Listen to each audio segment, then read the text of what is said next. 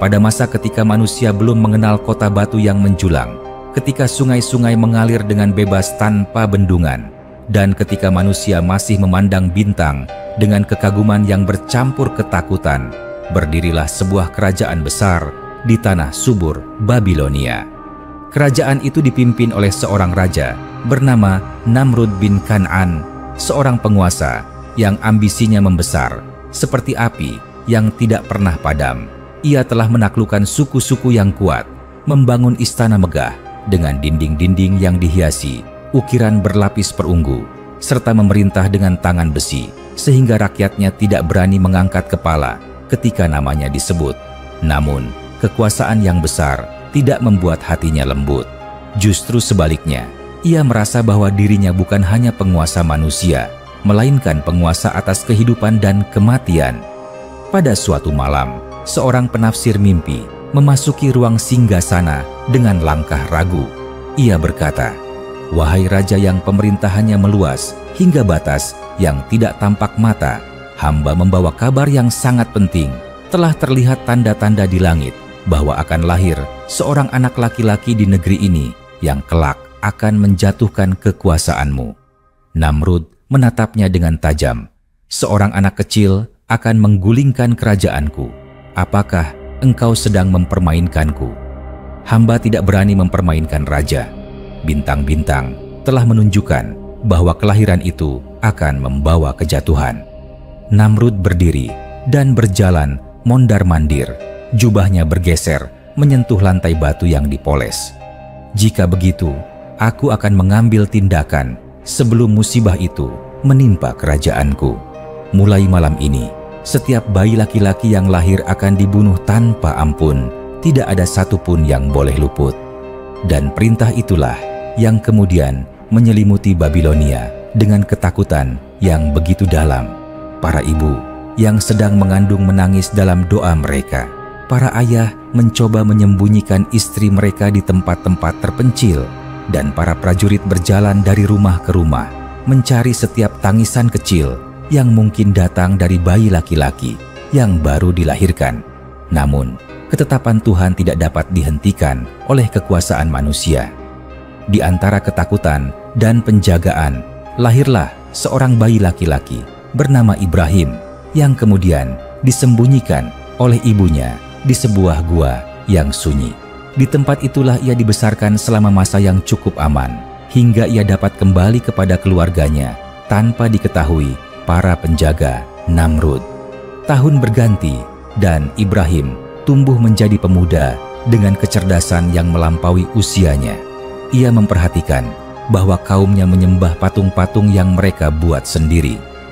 Patung-patung itu ditempatkan di tengah kota, dipoles dengan minyak wewangian, dipuja dengan tarian dan persembahan, dan dianggap sebagai penguasa yang melindungi kehidupan mereka. Namun, Ibrahim bertanya dalam hatinya, mengapa manusia menyembah sesuatu yang tidak dapat berbicara atau bergerak?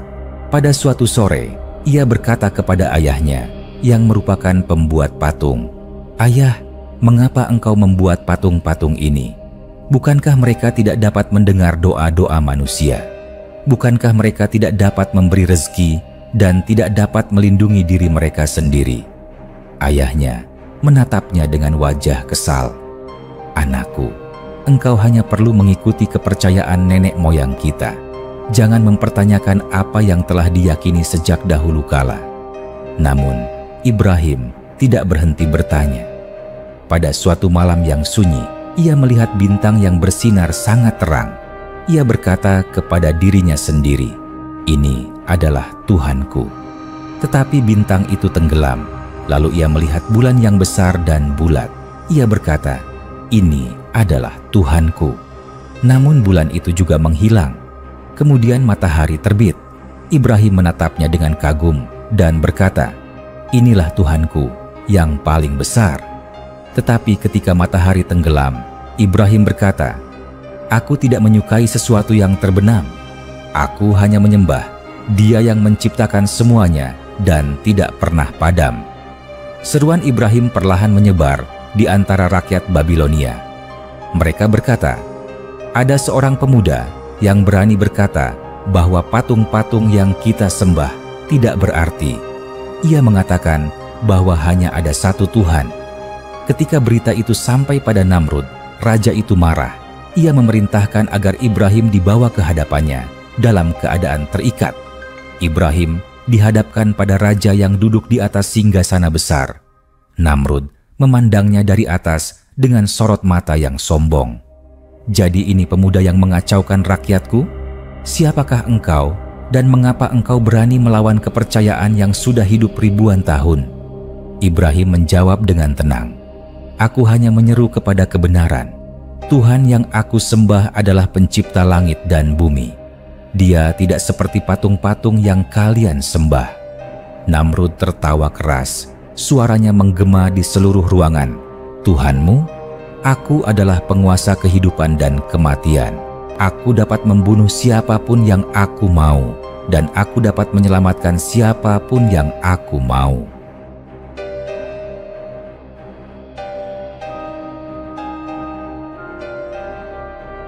"Bukankah itu berarti aku juga memiliki kekuasaan seperti Tuhanmu?"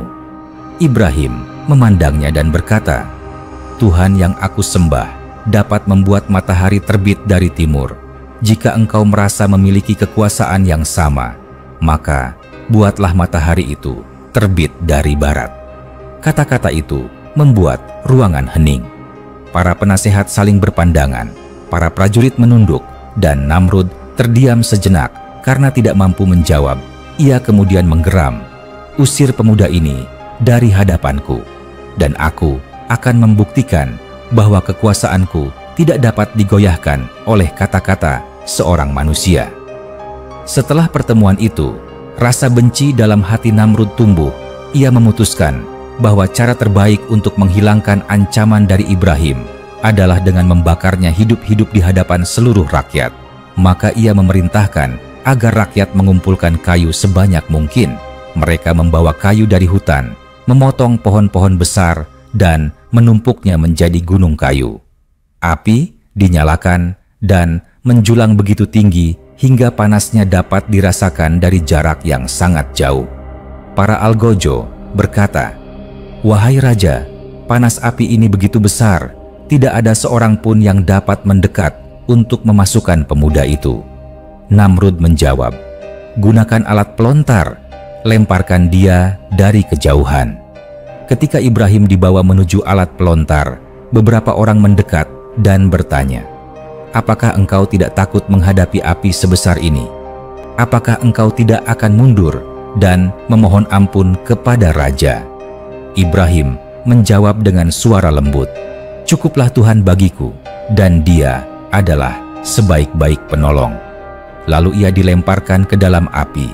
Namun ketika tubuhnya melayang, tiba-tiba angin berhenti, suara gemuruh mereda, dan api berubah sejuk atas izin Tuhan.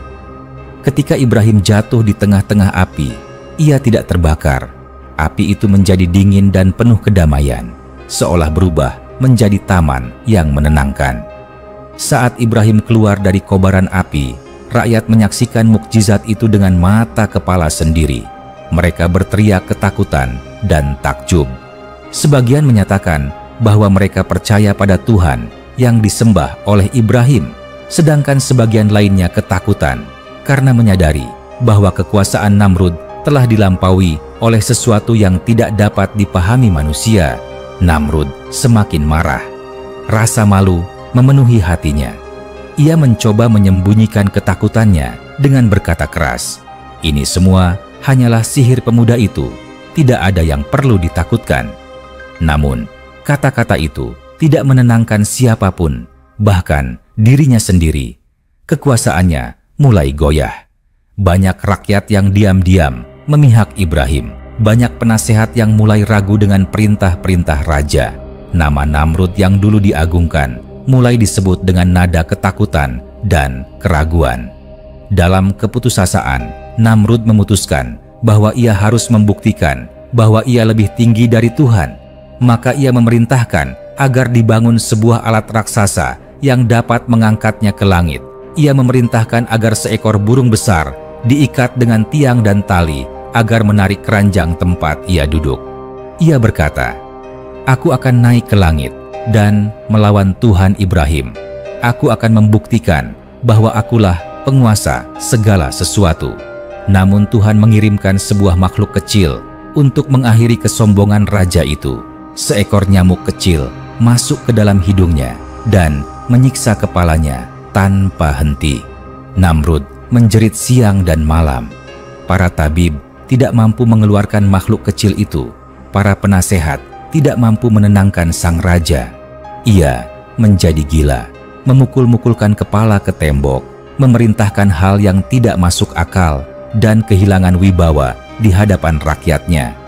Kerajaan yang besar perlahan runtuh bukan karena serangan musuh, tetapi karena kesombongan penguasanya sendiri. Rakyat Babilonia akhirnya meninggalkan istana, para prajurit bubar, dan para penasehat melarikan diri. Namrud mati dalam keadaan hina, sendirian, disiksa oleh makhluk kecil yang tidak terlihat, tetapi diperintahkan oleh Tuhan untuk mengakhiri kesombongannya. Setelah kematian Namrud, Babilonia berada dalam keadaan kacau. Kerajaan yang pernah berdiri megah dengan menara yang menjulang, taman-taman besar yang dipenuhi air mancur, serta pasar-pasar yang ramai kini berubah menjadi tempat yang muram.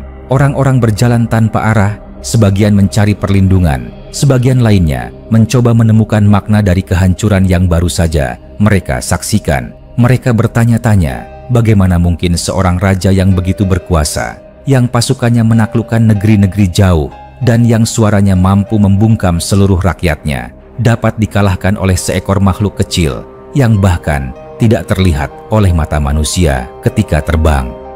Di tengah kekacauan itu, nama Ibrahim mulai disebut dengan rasa hormat dan kekaguman. Banyak yang berkata, pemuda itu tidak terbakar oleh api. Ia keluar dari dalamnya seperti seseorang yang keluar dari taman. Jika itu bukan mukjizat, apalagi yang dapat menjelaskan hal itu? Yang lain berkata, raja kita mati bukan oleh pedang, bukan oleh racun, bukan oleh pemberontakan.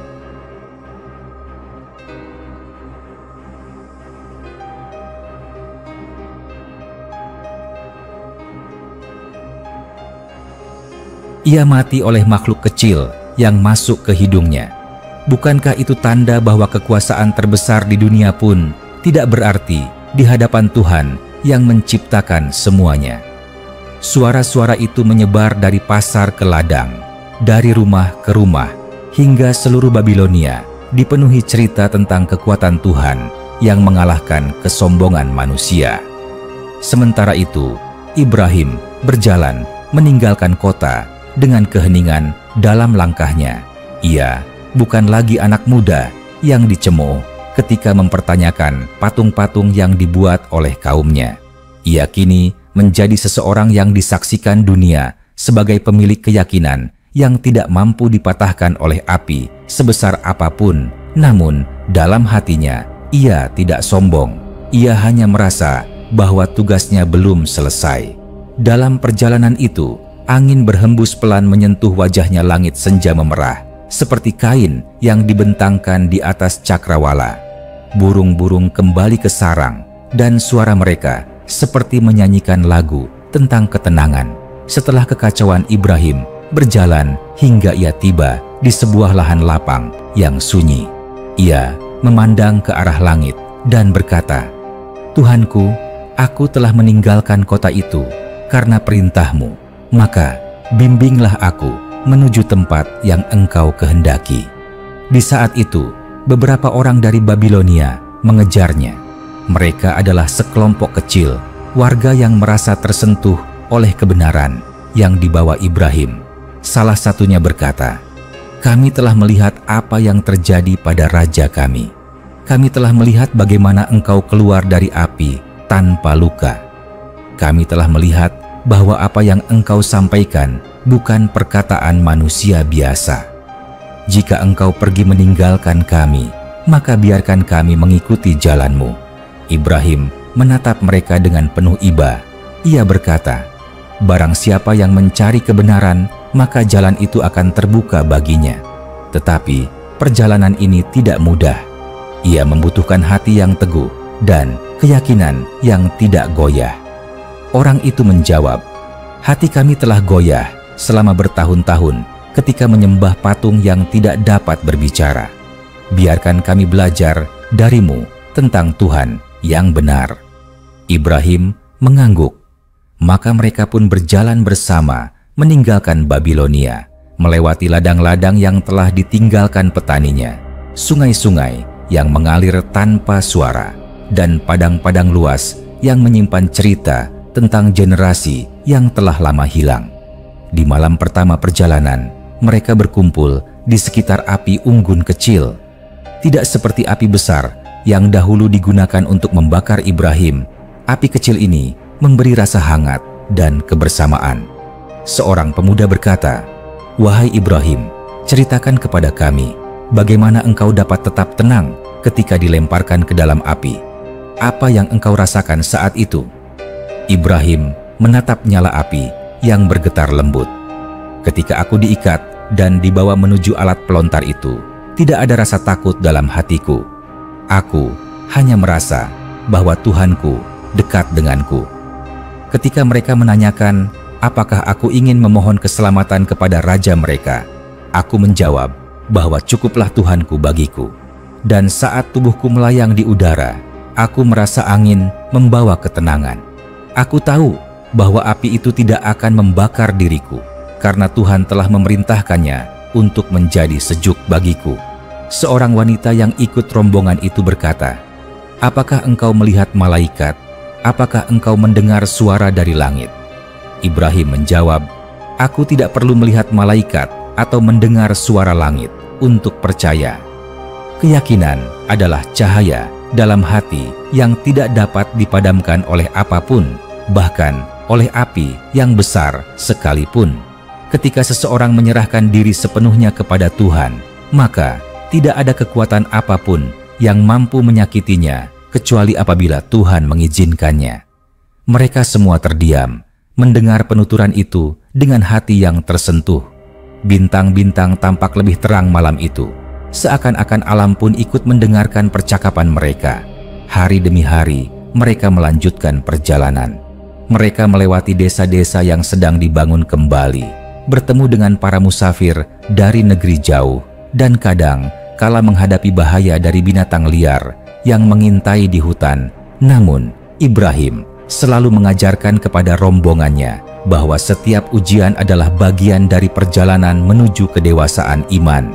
Ia berkata, "Kita hidup bukan untuk mencari kemudahan, tetapi untuk mencari kebenaran. Dan kebenaran itu seringkali ditemukan setelah seseorang meninggalkan hal yang paling ia cintai." Suatu malam, mereka beristirahat di dekat sebuah sungai yang airnya jernih. Di sana, seorang anak kecil dari rombongan itu duduk di samping Ibrahim. Anak itu berkata, "Wahai Ibrahim, aku masih kecil dan belum memahami apa yang terjadi. Apakah Raja Namrud benar-benar mati karena seekor hewan yang sangat kecil?" Ibrahim tersenyum. Benar, Tuhan mengirimkan makhluk kecil itu sebagai tanda bahwa kesombongan manusia tidak akan membawa mereka kemanapun. Meskipun ia membangun istana yang tinggi dan memiliki pasukan yang kuat, ia tetap kalah oleh makhluk yang tidak dapat ia lihat.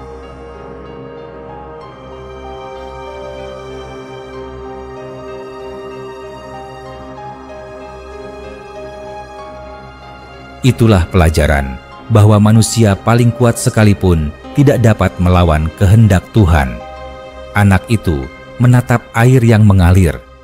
Jika begitu, apakah manusia harus selalu takut kepada Tuhan? Ibrahim menggeleng. Bukan takut yang membuat manusia baik, tetapi kesadaran bahwa semua yang ia miliki berasal dari Tuhan. Rasa hormat dan cinta kepada Tuhan akan membuat seseorang berjalan di jalan yang benar. Rombongan itu terus berjalan hingga akhirnya mencapai tanah yang lebih subur, tempat yang kelak menjadi bagian dari perjalanan panjang Ibrahim di kemudian hari. Namun, perjalanan mereka baru saja dimulai. Banyak kejadian lain yang menunggu di depan, dan setiap langkah membawa makna yang lebih dalam bagi mereka yang mencarinya. perjalanan rombongan kecil yang mengikuti Ibrahim terus berlanjut melewati padang-padang luas yang ditumbuhi semak kering. Matahari terbit dan tenggelam tanpa lelah, dan selama itu suara langkah kaki mereka menjadi irama. Perjalanan yang makin lama makin menyatu dengan keheningan alam. Beberapa di antara mereka mulai merasa lelah, tetapi ada sesuatu dalam cara Ibrahim memimpin yang membuat mereka tidak ingin berhenti. Tatkala seseorang mulai kehilangan harapan, Ibrahim mengangkat wajahnya ke langit, memandang awan yang bergeser, lalu berkata, "Selama langit tetap di atas kita dan bumi tetap di bawah kaki kita, ketahuilah bahwa Tuhan tidak pernah meninggalkan makhluknya." Pada suatu sore, mereka tiba di sebuah lembah yang tenang. Angin lembut membawa aroma tanah basah, menandakan bahwa hujan telah turun di tempat itu beberapa hari sebelumnya.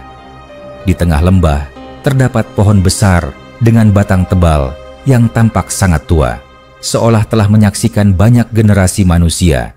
Ibrahim memutuskan untuk beristirahat di sana. Setelah api unggun kecil dinyalakan, anggota rombongan duduk melingkar, mendengarkan suara angin yang meliuk di antara dedaunan. Seorang lelaki tua dalam rombongan itu, yang dahulu merupakan penjaga istana Namrud, tetapi kini meninggalkan tugasnya demi mengikuti Ibrahim, berkata, "Wahai Ibrahim, selama bertahun-tahun aku berada dalam istana yang dipenuhi kemewahan, namun tidak ada satu hari pun di sana yang membuat hatiku setenang hari-hari perjalanan bersama rombongan ini. Mengapa hati manusia bisa demikian mudah gelisah di tengah kekayaan, tetapi begitu tenang di tengah kesederhanaan?" Ibrahim menjawab, "Karena ketenangan tidak berasal dari harta, tidak berasal dari gedung megah, tidak berasal dari kekuasaan, tetapi berasal dari hati yang mengenal Tuhannya. Orang yang tinggal di istana besar, tetapi tidak mengenal makna hidup, akan merasa seperti berjalan di dalam kegelapan. Namun, orang yang berjalan di padang tandus, tetapi hatinya terang, akan merasakan ketenangan di setiap langkahnya." Lelaki tua itu menunduk, menahan air mata. "Seandainya aku memahami itu sejak dulu. Aku melihat bagaimana Raja Namrud memerintah dengan ketakutan, tetapi kini aku memahami bahwa ketakutan itu bukan hanya milik rakyat raja pun, ternyata hidup dalam ketakutan yang jauh lebih besar." Ibrahim menatapnya dengan lembut. Ketakutan lahir dari hati yang tidak mengenal Tuhan. Orang yang merasa dirinya paling kuat, paling mulia, dan paling berkuasa justru seringkali menjadi yang paling rapuh. Kesombongan adalah beban yang membuat seseorang berjalan dengan goyah hingga akhirnya ia terjatuh oleh hal kecil yang tidak pernah ia perhitungkan. Malam itu, rombongan tidur di bawah bintang-bintang. Di kejauhan, suara serangga malam terdengar seperti bisikan yang memenuhi udara. Anak-anak dalam rombongan tertidur dengan tenang, sementara orang dewasa bermimpi tentang tanah baru yang mereka cari. Ibrahim sendiri tetap terjaga lebih lama dari yang lain. Ia memandang langit, memikirkan perjalanan yang masih panjang, memikirkan manusia yang kelak akan ia temui, dan memikirkan perintah-perintah Tuhan yang akan membentuk kehidupannya. Keesokan paginya, mereka melanjutkan perjalanan menuju utara. Jalan yang mereka lalui semakin sulit. Tanah menjadi berbatu dan suhu udara berubah drastis antara siang dan malam. Meski begitu, tidak sekalipun Ibrahim mengeluh. Ketika rasa letih mulai terasa dalam rombongan, ia berkata, "Setiap langkah yang kita ambil menuju kebaikan akan dicatat oleh Tuhan. Tidak ada satupun kelelahan yang sia-sia." Pada suatu siang yang terik, mereka menemukan sebuah sumur kecil. Airnya sangat jernih, memantulkan cahaya matahari seperti kaca. Mereka minum dan beristirahat. Di dekat sumur itu tinggal seorang pengembara asing yang hidup sendirian. Pengembara itu memperhatikan rombongan dari jauh, namun dengan penuh kehati-hatian, ia mendekat dan berkata, "Aku telah melihat kalian berjalan sejak pagi. Tidak mudah melintasi wilayah ini. kemana kalian pergi?" Ibrahim menjawab, "Kami pergi mencari tanah yang Tuhan tunjukkan kepada kami. Kami mencari tempat di mana kami dapat hidup dengan damai tanpa menyembah apapun selain Tuhan yang satu."